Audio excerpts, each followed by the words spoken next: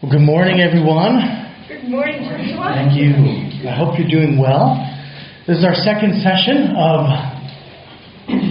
digital technology and the meaning of life. Last time we talked about a number of things in terms of where we're going to be going in this class, in terms of is technology a good thing, a bad thing? We looked at, we asked the question, if we're becoming more advanced, where are we going? What are we advancing towards?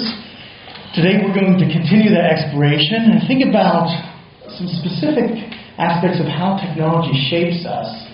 When we think about digital technology and our walk with digital technology, it's really everywhere. It really defines us in so many ways.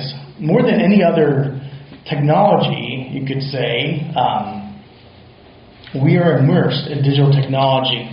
We shop through digital technology. How many here use Amazon.com or, right? So every hand goes up, right? So sometimes we go to the store, often we go to the store. Food, well, perishables are often better purchased than shipped, but we even do that, right? We even buy produce through digital technology. We communicate through digital technology. Right? That's become more and more our exclusive way of communication in ways that even folks will text their friends more than they talk to their friends. So there's a threshold in folks under 30 in terms of how much talking face-to-face time versus texting time. We entertain ourselves through digital technology. This is a key source of our entertainment. We manage our relationships through digital technology. We even date and court through digital technology. Increasing numbers of marriages are, the place the couple first met is through online dating apps. And this is becoming the norm. It's crossing that threshold of becoming more common than not common. And we can say, okay, well, what is the deal with digital technology? How do these technologies shape us? We talked last time about whether or not technology is neutral, and we're going to continue that conversation today. I'm going to give you some examples of how technology shapes us. We discern, and when we think about our identities, right, we increasingly discern and define our identities through digital technology. So we're going to talk about how does this change us? Are these changes good? And if not, what should we do?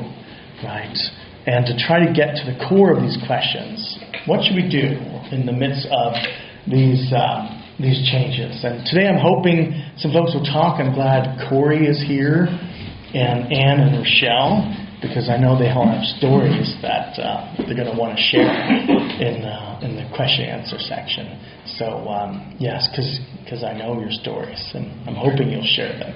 So we can talk about digital technology, how it changes us. Technology is amazing. Technology literally has the power to heal the sick and give sight to the blind. Here's a recent case where blind patients have their vision partially restored after a brain implant that connects directly to a camera from their brain to a camera, bypassing their optic nerve, right? And so they're hoping, with increasing precision, essentially they're going to have bionic eyes in a few years and really actually be able to restore sight to the blind. So technology is an amazing blessing that can heal, yet it also has the power to overwhelm us, to distract us from what's good, from what's true, from what's noble, from what's worthy of our time and our efforts and our focus. When we're so distracted by our technologies, they cease to become our servants and they become our masters. We become enslaved by them, or we risk becoming enslaved by them. And we can think about, well, what is that threshold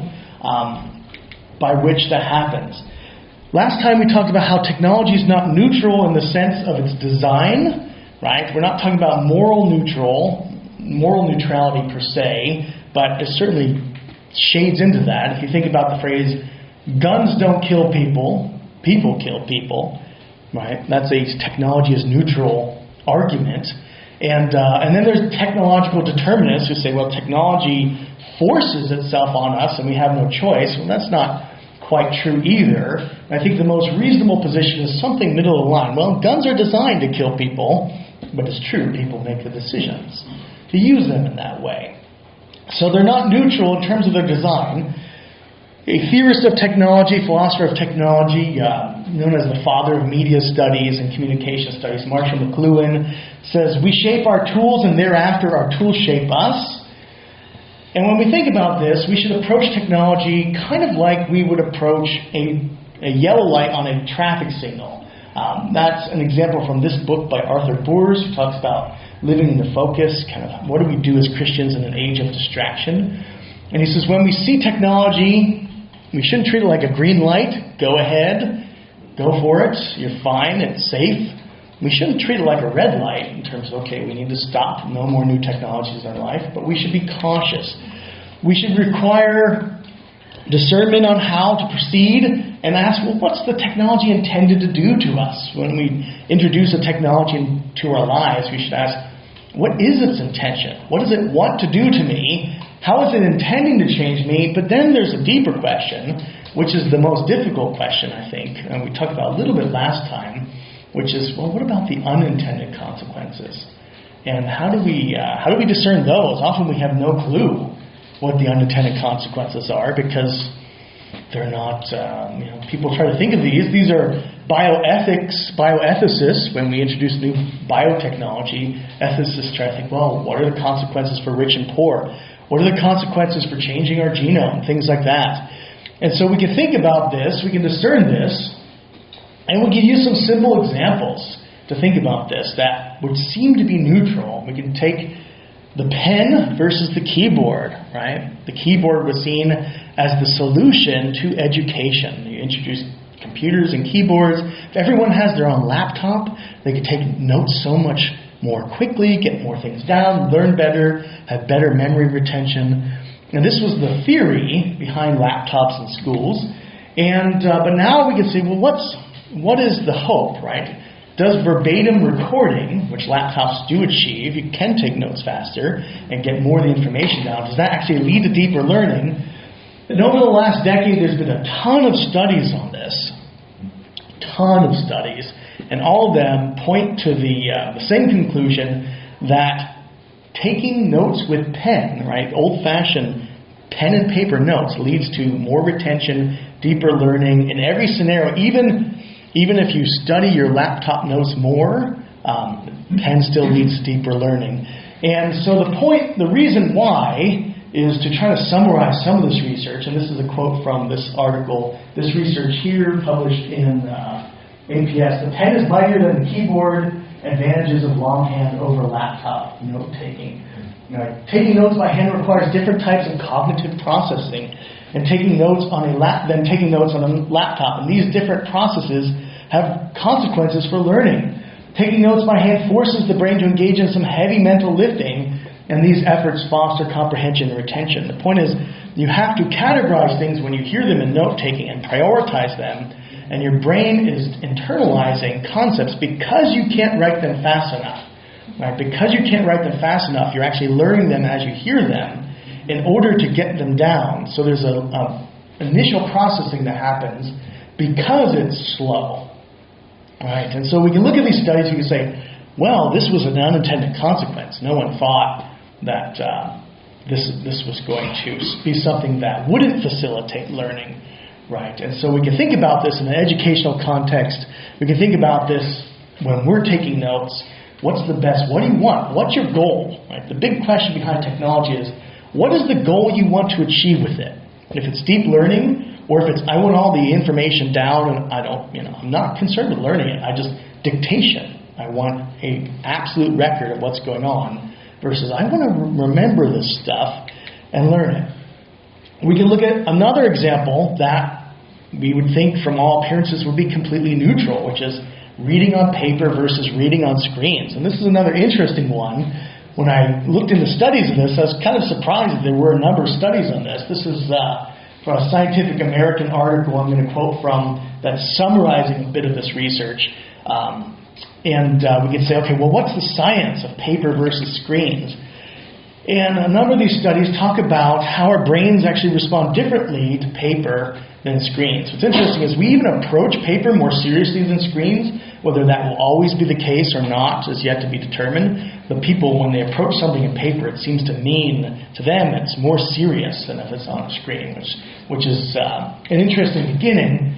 But as far as our brains are concerned, there is something about the physical world that we are part of, that we inhabit, and how our brain processes that, and how our brain, you could say, isn't used to screens in the same way. The brain regards letters as physical objects and perceives a text in its entirety as a kind of physical landscape, like a path. And this is what one scientist is describing how our brain reads letters. When we read, they say, we construct a mental representation of a text in which meaning is anchored to its physical structure, similar to the mental maps we create of a terrain, such as mountains and trails. And when trying to locate a particular piece of written information, we often remember in the text where it appeared, right, on the bottom left-hand page. And so we approach books, we approach paper differently than screens. Screens have an interesting effect of not being real to our brains, right? So this study says most screens, e-readers, smartphones, and tablets interfere with intuitive navigation of a text and inhibit people from mapping the journey in their minds. Studies suggest that screens impair comprehension by limiting the way people navigate text, right? And so there's a number of studies, and you can say, okay, well, what is our goal? Is it to comprehend this? Is to read it more deeply? Is it books take up a lot of space? Books kill a lot of trees, right? And so we need to weigh these different advantages versus disadvantages. Whenever we have a technology, it's always providing us with something, and it's always taking something away as well. It's replacing something. So we have to ask, well, what's it replacing? And is that a good thing or not? And these are, you might say, more non-controversial than a lot of the digital technologies we use when we think about, okay, when you introduce robots as nannies, what's that replacing? Right? That's a much bigger question in terms of, okay, is this good for children? Is this something we want to do? We'll talk about that later. There's also other things that screens do, like cause stress, just the lights in your eyes, right? And they try to develop e-readers that are more sensitive to your eyes. There's also, it's more taxing, right? And the idea of scrolling is a sort of disembodied text that the brain doesn't do so well. But question, Bruce. Yeah, just wondering, is it, like so many students now, they have a tablet and they take notes with a stylus, like on OneNote or something like that. So is it like the digital part of it per se, or is it more like for example, if the students take notes on OneNote, is that the same thing as like writing with pen on paper, or more like kind of like reading on paper, or is it like, what is it about the screen? There's a number of different dimensions. So some of these studies look at just the tactile aspect, like even just like feeling it and just the heaviness, the weight, that it doesn't move, that it's in a permanent place. So the words have a permanence in a text that they don't have on a screen. So even like highlighting with a stylus, it doesn't recreate that permanence. I don't know how you would recreate that permanence, because it tries to create an illusion like it's a book, but our brain's not fooled by the illusion, you could say. So whether or not we can figure out a way to do that, well, that's the challenge of creating the technology. But other things in terms of just scrolling confuses our brain. It takes a lot more mental effort to follow a scroll than to turn a page. So you get tired more when you're reading on screen, with most formats at least that are tested in these studies, than if you're just reading a book. It's just people find it more relaxing. And then you ask, well, what do you prefer? If you say, well, what did you enjoy more, reading this passage on paper or book or screen? And there's those sort of studies too. A lot of interesting studies, but each of them have different dimensions. Even like the smell seems to have an effect of a book, right? That people smell a book and they treat it more seriously. This means something, right? So and there's a sense where our brains, when we think about seriousness, we use older types of technology, right? And so you think about a wedding. A wedding is a very serious event in your life. What do? Well, you send out formal invitations with old letterhead. Some people use an old seal. You dress up in old clothes. You get in a horse and buggy. Well, that's not efficient, right? That's very inefficient. Why not text everyone to invite them to your wedding? Well, there's a sort of like solidness from old technology. So and there's some of that has to do with our expectations going into the technology too, and whether or not we'll adapt. That's what these long-term studies are trying to say. Okay, well, from 10 years ago, how have we changed with this technology? What's it doing to us? And is there stuff that we should stop now and go back? And a lot of people are recommending go back to handwritten notes, right?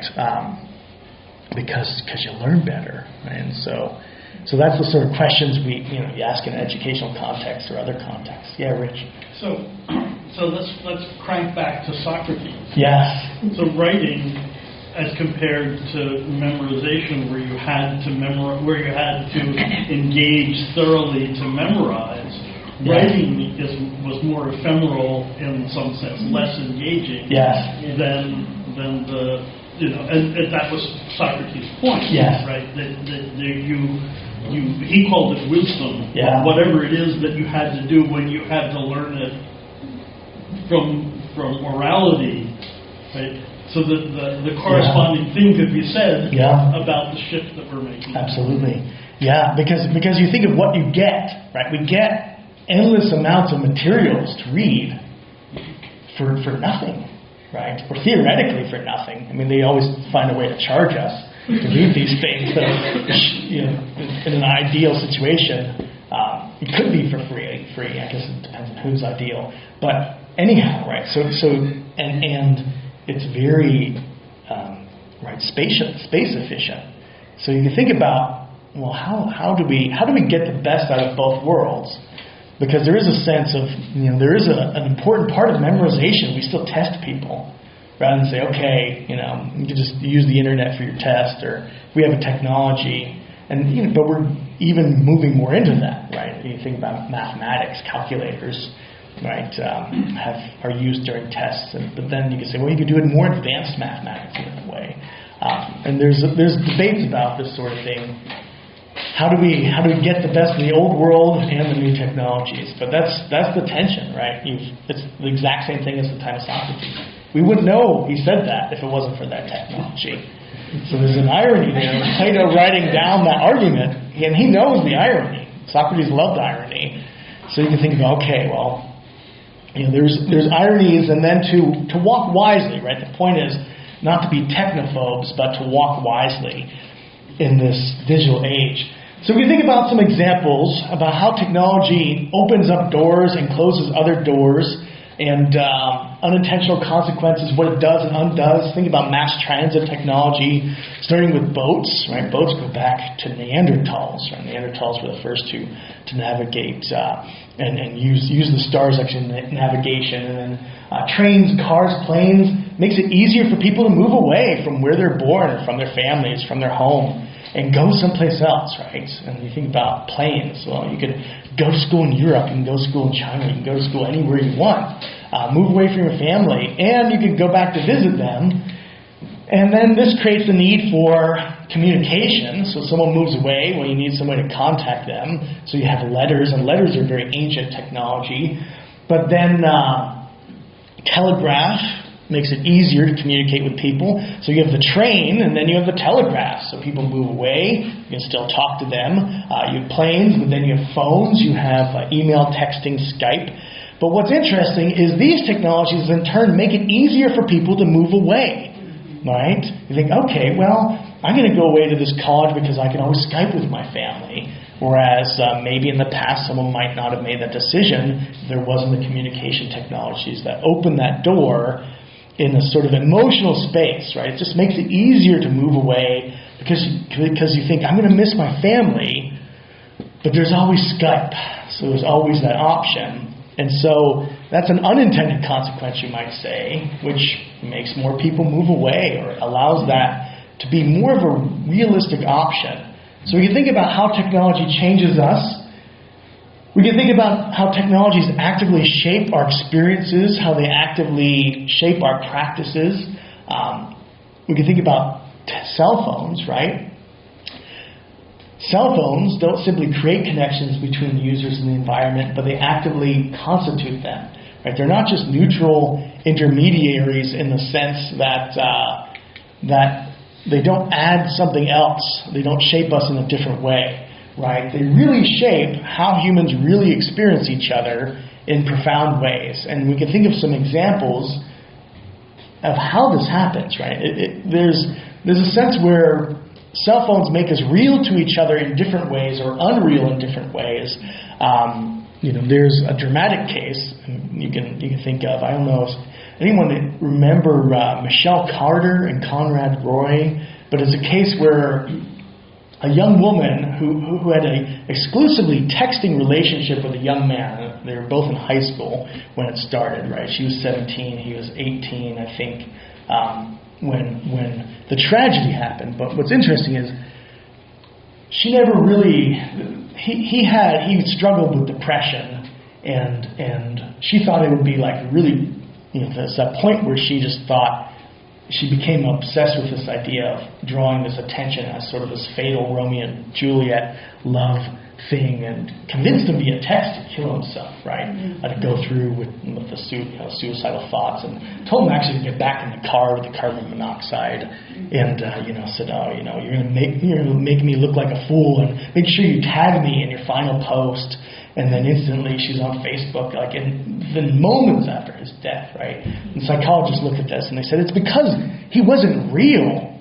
It's because they only met very briefly twice over like a 2-year relationship, and but endless texts, right? And so there's an unreality that creeps in with that sort of relationship. If we don't have a face-to-face connection with people, we become less real. But then digital entertainment makes fake people more real to us than the real people we interact with.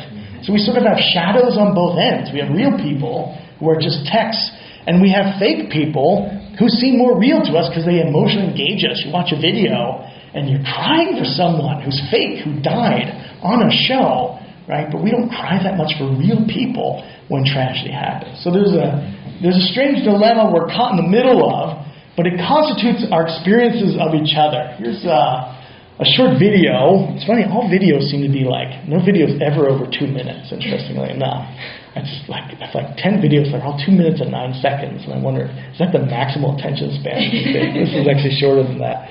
But it's a sense, it shows people talking about their phones and their relationships with their phones, and you can think about whether we relate to this. If I even remotely think I have forgotten my phone, I have to go back and get it. Like, I can't leave home without my phone. I try my best not to be constantly on it, checking my Facebook or Twitter or texting people.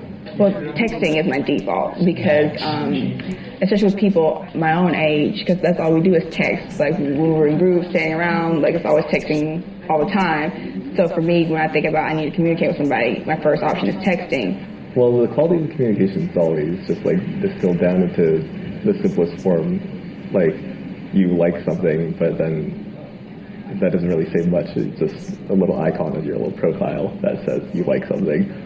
It worries me a little bit just because I've become so dependent on it, and so sometimes I wonder, could I ever go back to life before having it? I think that because this is so readily available and so easy to use, people are less willing to actually interact with their friends.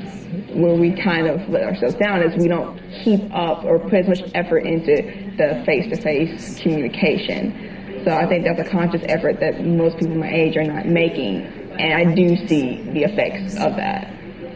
It's all about finding a balance between when to use it and when not to use it, because the most important thing is relating to other people, human to human, person to person. This is a couple of college students talking about their experiences with their phones, and we can ask, do they seem content? Do they seem content with their phone habits? Do they seem happy in the way they're expressing their relationships with their phones? What do you think? No, not really. No? Right? There's a sort of, we're not putting as much effort into face-to-face time, or not. It's a conscious decision. And almost a sort of sadness, a regret, and an awareness, right? She's talking about walking wisely, that we need to be wise with this. And so they're not oblivious to this. They're not saying, there's not a problem in this sense. And so they're discerning the problem, but then there's also the sense where they're saying, look, but this is the way it is. The technology's here. It's unthinkable to not be part of this, and so we're kind of stuck in it, right? That's the sense I get when I watch this video. So we can think about this, and then we can ask questions. We can ask some theological questions. Well, what is God's goal for human relationships? What is God's goal for our relationship with God? Right? When we think about Scripture and ask what is God's goals for humans in terms of how we connect to each other, we find a number of passages that focus on non-mediated presence, face-to-face fellowship with each other and with God. Right? That's the essence. That's what God wants for us with each other. We can turn to the very end when everything is made good. Right? We read that God's servants will worship Him and they will see His face.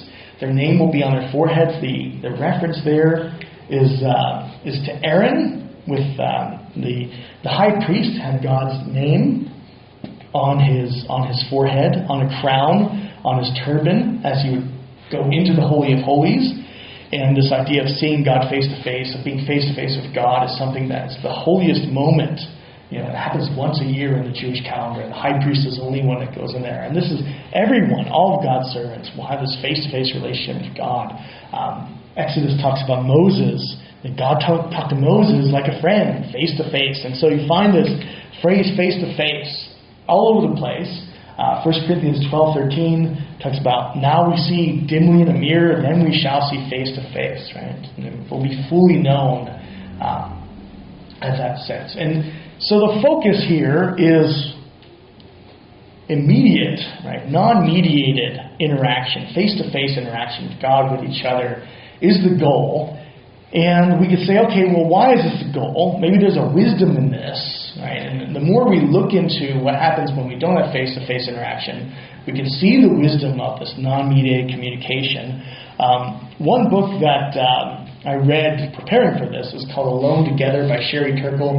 Sherry Turkle is a MIT researcher. She's a psychologist, professor at MIT, that looks at how humans interact with technologies, what it does to us psychologically, does research on children, older people, just across the board to see how things affect us. Originally, she was seen as very popular, cover of Wired magazine, because she was seen as this huge proponent of new technologies, of digital technologies. But more recently, she's been seen in a more negative light, especially since publishing some of her recent work, which is in this book, Alone Together, Why We Expect More from Technology and Less from Each Other. This is based on meta-analysis of individual and family studies throughout the years, and summarizing a body of research that she's done. And what she says in this book, essentially, is that people who choose to devote large portions of their time connecting online are more socially isolated than ever in their non-virtual lives, leading to emotional disconnection, mental fatigue, and anxiety. So there's a lot more, but we can look at that part and say, okay, she makes her case in this book, saying this is real, so we need to find a way to get back into more face-to-face relationships, because it's not accomplishing. The technology is not accomplishing what we want it to accomplish, which is to make us feel more connected and less lonely. She said it's supposed to make you feel less lonely, but people are more lonely than ever. So we can ask, well, what's going wrong, and why is it going wrong? Here's a study on emotional intelligence in kids. There's a number of studies here. The quote here is from the one above in Psychology Today. This study is also interesting. The empathy paradox, increasing disconnection in the age of increasing connection. And this one, digital life and youth well-being, social connectedness, empathy, and narcissism. These are a number of studies that make these connections between use of digital devices and increase of narcissism, increase of loneliness, increase of disconnection. The Psychology Today article says, when interacting with technology starts to take priority over engaging in meaningful communication and tech dependence increases, kids move through the world in a narcissistic bubble, divorced from their own thoughts and feelings and the thoughts and feelings of others. As conversation skills and positive interactions crumble, technology even starts to warp kids' sense of humanity. They are less compassionate and sensitive to others. And that's a nice little summary article that cites a lot of other studies in terms of the research that's done. Well, what happens when kids are, kids, and it's not just kids actually. A lot of these studies focus on kids, teenagers, as if they're the only ones that technology affects. And it's almost sort of a scapegoat in a strange way. This affects adults just as much, and every generation has the same dynamics, and in different ways. I think kids are in an especially developmentally sensitive place in their life, so there is an aspect where the sort of wake-up call should be with people who are very developmentally sensitive. And so the more ingrained you are in your relationships, the less this will affect you, right? And even if you're a very isolated person, then there can be a positive place for networks because you're getting more communication than you would. Let's say if you're retired, your kids are moved away, and you have no contact with them, then Facebook can actually have positive outcomes. So it's not all negative, and it's complex. But with kids, this is talking about kids in particular who are supposed to be making relationships and connecting at this point in their life. They're supposed to be making their friends in a face-to-face way, but they're not doing it in the same way. And here's a brief video from Time, which summarizes some studies. On the article, they give you the citations. I can send those out.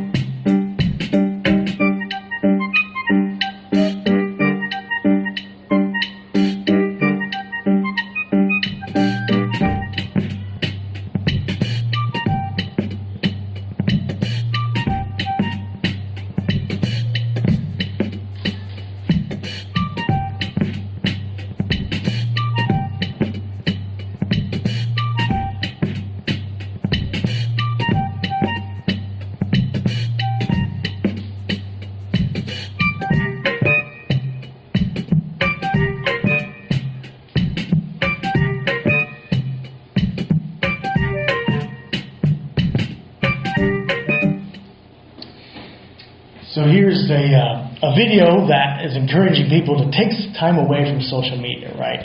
And we can think about this. It's it's a noticing. It's a sort of popular way to get into some of these studies and say, okay, well, what's the solution to this? Yeah, Bruce.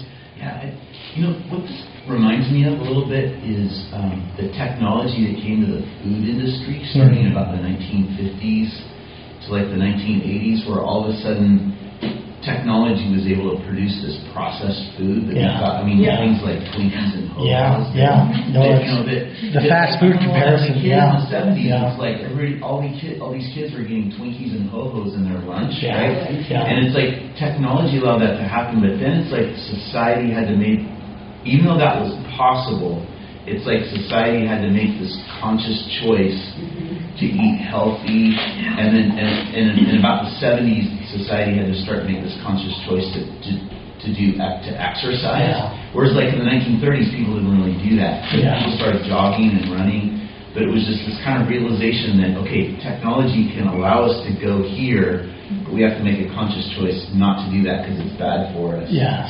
And I wonder if like the same thing is going to happen with social media and just the whole thing that we're talking about, where it's like society's going to start making that choice to like do it in this kind of moderation. It's like occasionally we'll eat a Twinkie or something like that, right? But it's like this sort of new consciousness will be about this is not really very good, and we need to like overtly make conscious choices for more face-to-face. And there's certainly more of a push. Right, there's an awareness. It's interesting because we'll talk about in a future class. Talk about even the developers of these technologies, like all these former Facebook engineers and chief executives and such who said, I would never let my kids near social media. And that they developed the dopamine cycle of Facebook that gets you hooked as an addict, right? And so there's this, and they say, this is what we were intending to do, but we never thought it would change society like this. So there's and that's a very telling sort of experience, right? You say, okay, but that's not the sort of thing that's going to get rewarded in the Facebook algorithm to go to the top, right? Sort of anti-Facebook stuff is not going to move around Facebook and go to the top of everyone's feed, very, very, intentionally. And so many people are connected. I wonder what effects is it going to have. And it's interesting, even, it'd be interesting to start talking to Westmont students about this to see what's their reaction, right? At Clooney House, everyone has a laptop. If I were to say, you're going to learn better if you do notes, right?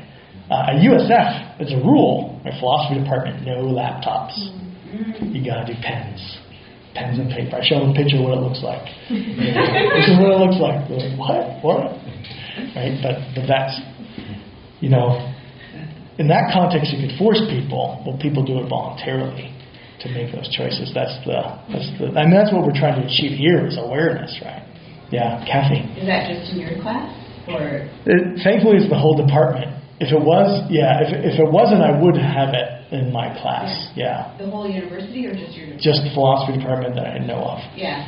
Interestingly, they have all the Berkeley school testing now on computers, and it's not. Kids don't like it. Yeah. And also, first year UBC, so much screens. Yeah. Not good. Yeah. Students don't like it, or at least mine doesn't. It's too overwhelming. Yeah. You do math on paper. It's better. And there's a lot of data to support that too. And so it's cost efficiency, it's convenience, it's all these accessibility. There's all these different factors that come in. And if you're in that position, you don't have a choice. If you want to stay in that program, so it doesn't. Yeah, it's true. When you don't have a choice, that makes it really difficult, right? You choose to get out, or you choose to do it. Yeah, and I think that's such a key phrase, right? The choice. When you think about teenagers, college students in this social world, what sort of choice do they have? If you choose to not be in social networks, well, that makes you a social pariah, right? There's a real sense where you can say, okay, well, all my friends are on Instagram. Am I supposed to be the only one who's not? Right? And so there is a positive pressure. You can say, well, the social media help us to be more social. Well, it depends what we mean by social, right? Or how we use it. Or how we use it, right? But what's the solution? Well, there's some other studies that are more positive, and interestingly, these studies look at skills in reading human emotion are diminished, right? We talked a little bit about that. When children and youth's face-to-face interaction is displaced by technologically mediated communication, but less interaction with technology allows us to focus on conversations and interactions with others instead of trying to fulfill cravings for finding new information through smartphones and other devices. And this interesting study is looking at 51 kids who spent a week without any digital technology and looked at their ability to read emotional cues and stuff beforehand, and just a week away. What's amazing is just a week away restored a lot of their ability to read emotional cues, empathy studies. So they did a number of studies on these kids.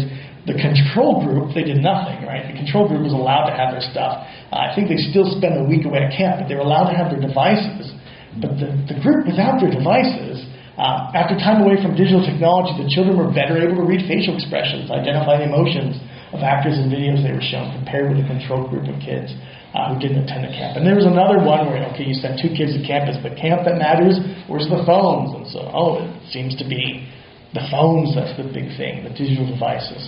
But what the good news is when you get away from them, there's a restoring, right? When you have face-to-face interactions, you restore. Okay, that's what human emotion looks like. That's what it means, right? And so there's this sense of the real calling to get away, that sort of digital detox, which is, what I wanted to talk about. As I thought we have some time, so I don't know. Would you rather split up in groups and talk, or talk as a whole? How do you feel? As a whole, okay. Everyone okay with that? Okay. The first thing I want to ask is, have you ever taken an extended break from digital technology? If so, how did your time away from it affect you? Was this a good experience? And I know Anne has a story. I know Michelle has a story. And I know we've talked a little bit about this in the past, Corey, too, in terms of stepping away. So, if you feel okay to share, then the rest of us can share too. But I know there's some stories in here. You want to start, Anne? You have your hand going. Yeah. I was away in Europe for 3 months, and the morning I left, which is the 6th of this month, I forgot my little. It's a cell phone, but I never use it to make phone calls. It's just text and emails, and basically to Eva, who wasn't with me all the time, and it was important. And I just forgot it. So it was there until 2 days ago, when my sister arrived from London with it. That was the first thing. She just gave it to me at the airport. And then she bawled me out and said, "How could you leave people with worrying about you?" And I said, "But you knew I arrived because somebody took a picture of me arriving." And proof of life. Yes. Yeah. And wasn't that enough? I mean, what did you worry about? And I had such a fantastic time without any. And then I got home, I realized my regular landline telephone was not working. So I was totally isolated. I had the best time ever. Yeah, there you go. Right? That's. Yeah. Carol. Yeah. In contrast, I got several emails from Perry Barr, and in days and days and days, I had to go over to her house. She was not there. It was impossible to get in her house. Her next door neighbor mercifully was home. We were trying to decide whether we should call the police.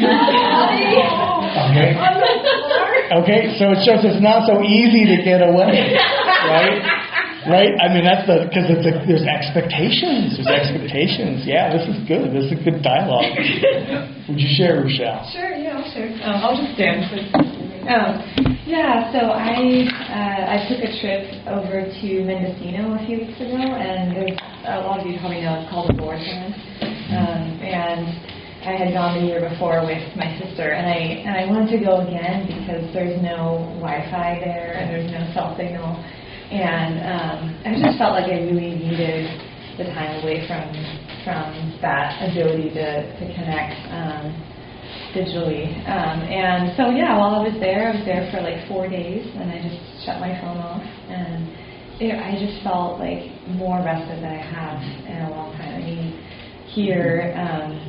I'll go to the marina sometimes without my phone for a few hours, and that's nice. But like the extended time was such a blessing.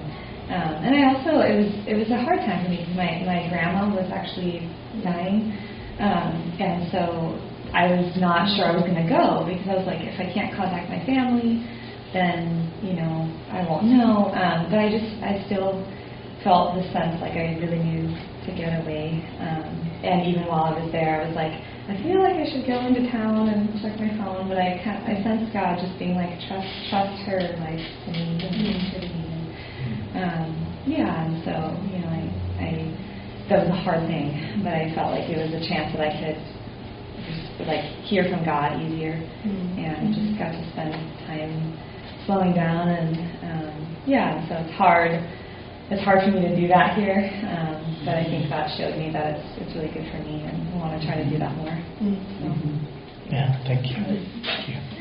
I was thinking, and no pressure, but I know we've talked sometimes when I was thinking of when we were talking about you sort of like stepping away from certain types of movies and stuff, and sort of like, restoring your empathy for humankind from that experience?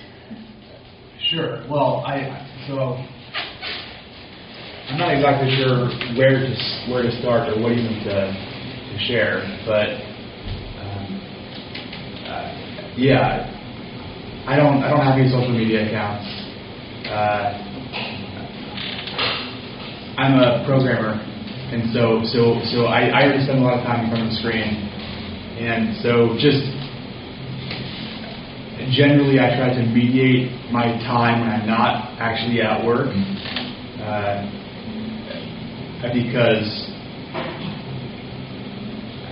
it really is exhausting to be in front of a screen, and it definitely as I've gotten slightly older than I used to be.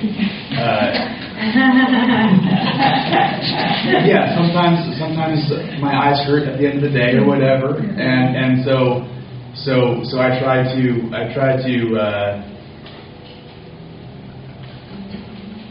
to not be in front of a screen,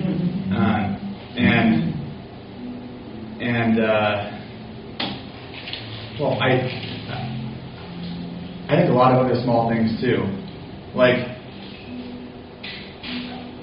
Michelle and I, we're pretty good about keeping our cell phones in really just one room of the house. Yeah. Okay. And it's not in our bedroom, not in our dining room.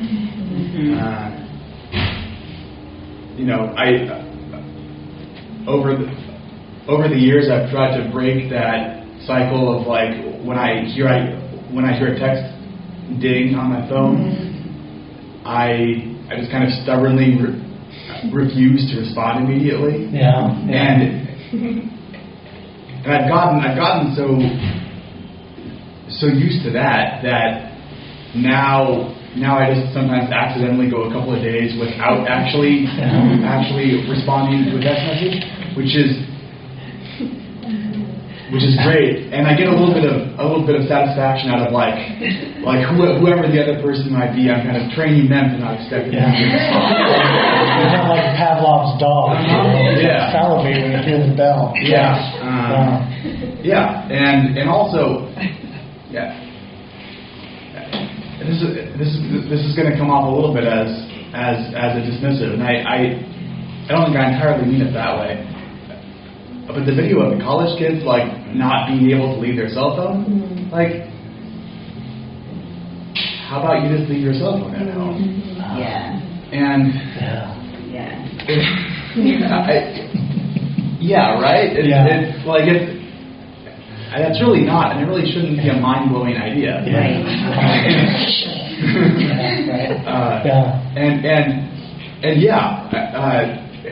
Specifically with that, over the last year and a half, Michelle and I have both been really trying to practice and train ourselves to look for opportunities to not have our cell phones on us. And I found out just like 10 minutes ago, we both left our cell phones at home and didn't even tell the other person. So, you could die this moment and no one would ever know. Right? Most things aren't that important in life. Realistically, chances are you don't need to get a hold of them.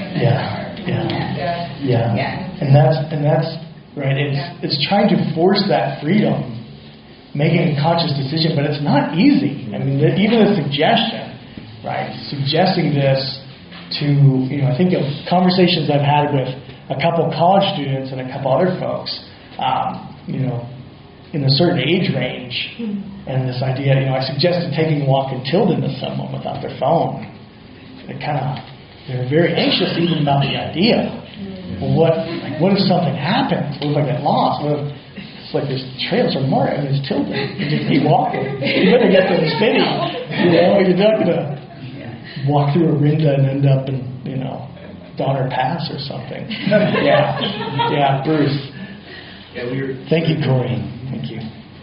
This last week at Coney House, which is the Westmont House in San Francisco, we were studying the parable of the rich fool about materialism, and it was interesting how that interacts with the social media, because I was I was leading a study, and then we kind of break up into groups of 4. And so I was with these 3 women that were talking about how people they'll go and they'll buy a new outfit of some kind, and then they'll take a selfie of themselves in their new clothes that they just bought.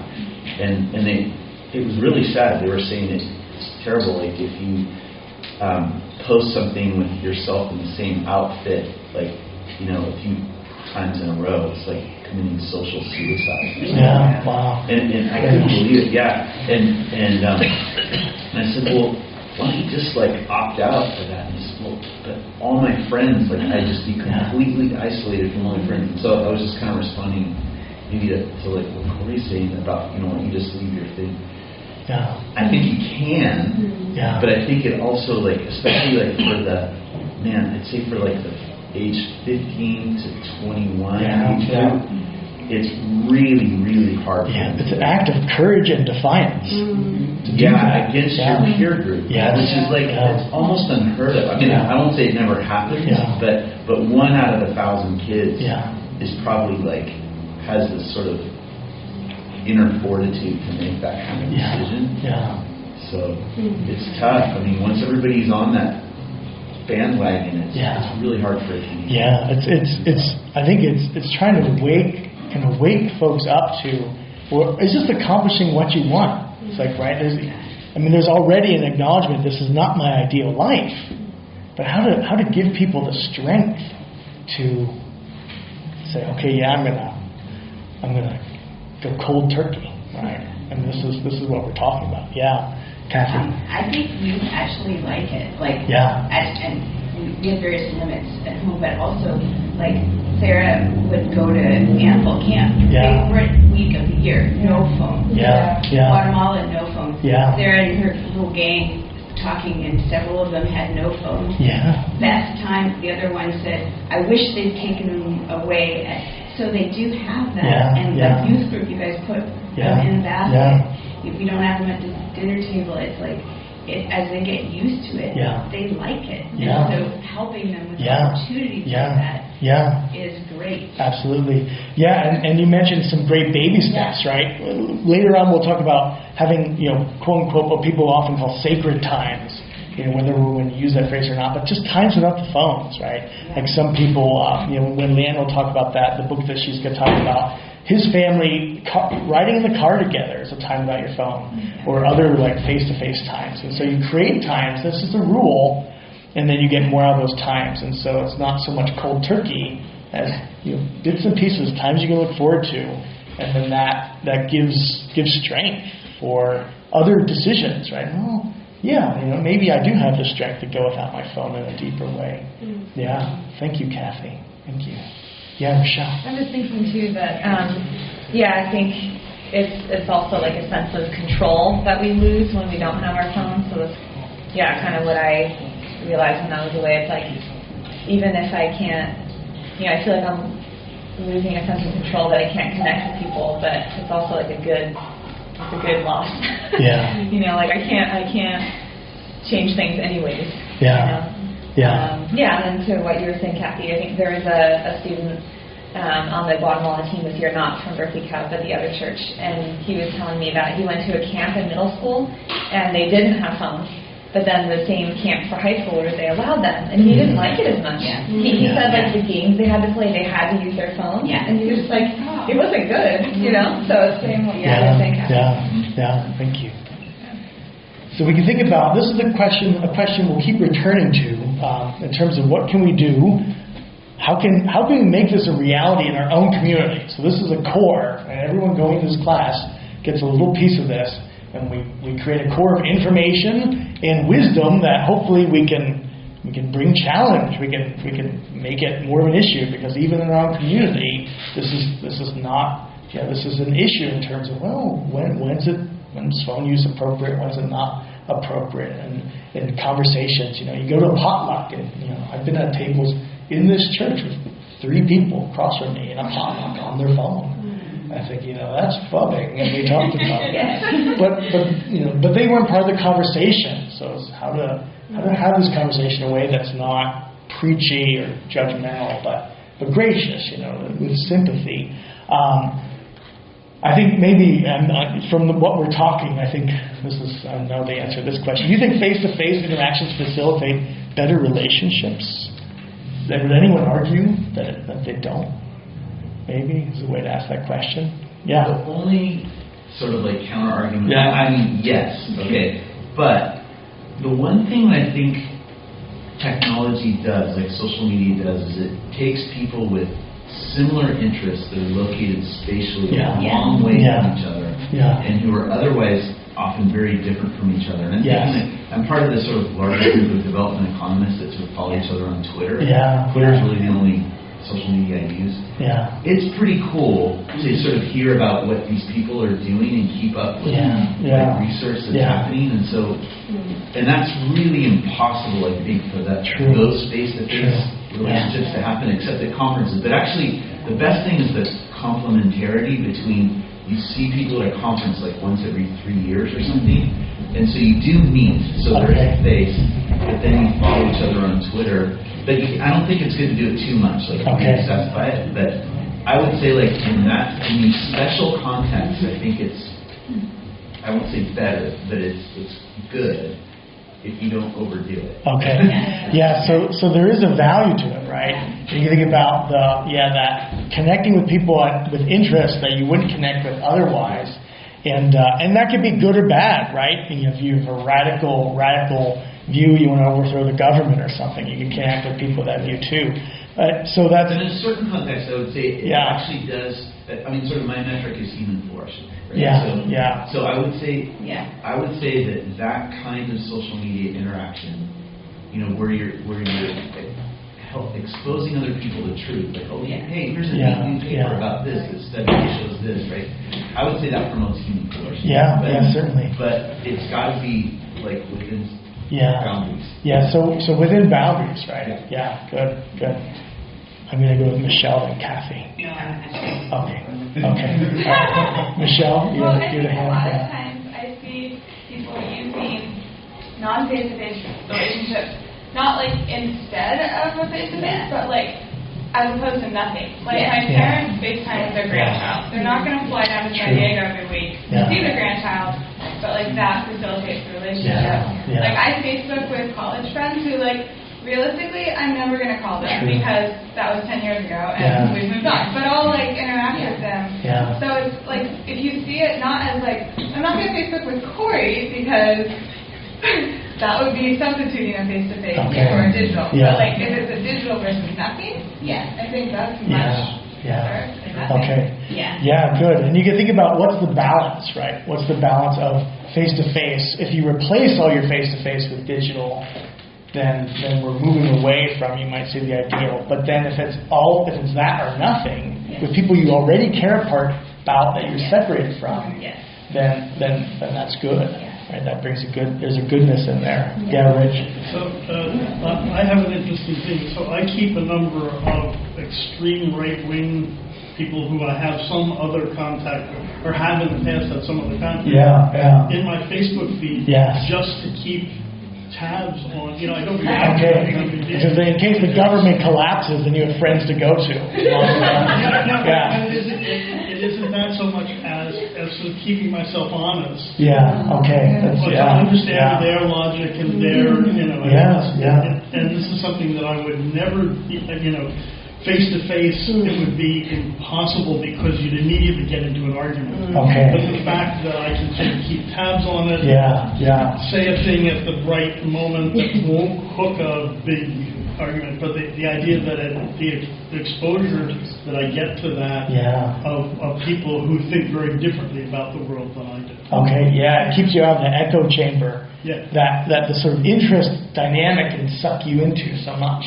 If you have friends that are all just like you with all the same values, then your next door neighbor who's politically radically different from you in lots of settings, that could be the case. And you talk to them and you think, oh, we're different, but you're right next to me, so I'm going to talk to you, right? And you think, okay, that keeps you real. Alan. The other part of that is like the flat earthers, which you would never be able to exist. True. 20 years ago, you couldn't get you would never be able to find another person to believe the Earth is flat. You know, Yeah. at this point, you think we'd be on it, right? Yeah. You know, 5,000 years ago, I could see it being debated, right? But it's true. But we have a lot, and it's not just that. We have a lot of these things that are just, because we can concentrate down. There's thousands of people doing this. People didn't get to the moon, and all this stuff, and it's popularized. It gets on the main media. It's just we can now do all that, which wasn't even possible before. Right. So it's a tricky thing. It is. That's huge. The world, right? It's huge. Yeah. One class we're going to talk about false information, and studies on that are really scary. In terms of, things, false information is 70% more likely to get passed on Twitter than true information, right? And so there's all this fake news, misinformation out there. How do you get a handle on this? And that's one of the downsides of connectivity is false information, right? Yeah. But that happened with newspapers in the 19th century. Yeah, it's just the exponential. But not there weren't flat earthers in the. Yeah, it's the. Actually, there were things like that. Well, but it's the structure. It's the way the structure of authorities changed, right? Because colleges in the 19th century, a professor had some authority, right? You think about what authority someone had as a university professor versus now. Well, I'll go to the internet and I'll prove you wrong, right? So there is when we talk about knowledge, there's been a huge flip.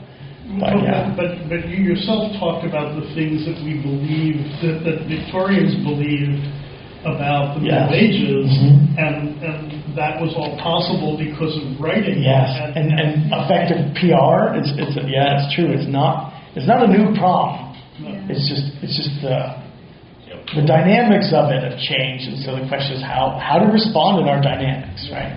So the technology, some things it amplifies, some things it replaces, and the question is how to walk wisely. One final question, and then we'll do this very quickly because we only have like 2 minutes. Do you think the church is an effective medium to communicate Christ's presence and to facilitate face-to-face interactions? Why or why not? Maybe a couple thoughts on that. Here we are talking to each other, right? Yeah. I think it certainly can be an effective medium. Yeah. I think that your physical presence is generally an important thing for churches. Mm-hmm. And I think also something that Michelle has said in the past, that people have to be nice to you in church. Oh. And we should put that on a plaque.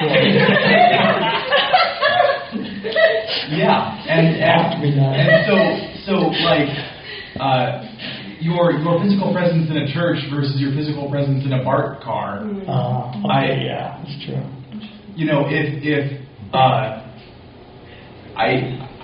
I think almost certainly in most churches, people are not going to behave towards a stranger that's in church the same way they would behave to a stranger that's in a bar. Yeah, that's right. You're in my pew. You're taking up too much space. Move your purse, please. Right?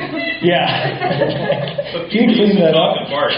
But people used to talk at bar before they had the cell phone. It wasn't as different. It's true. Yeah. So it's like the ideal is people will be nice and pleasant, right? So, and we can think about this more, and what are our challenges? We'll go deeper into this question.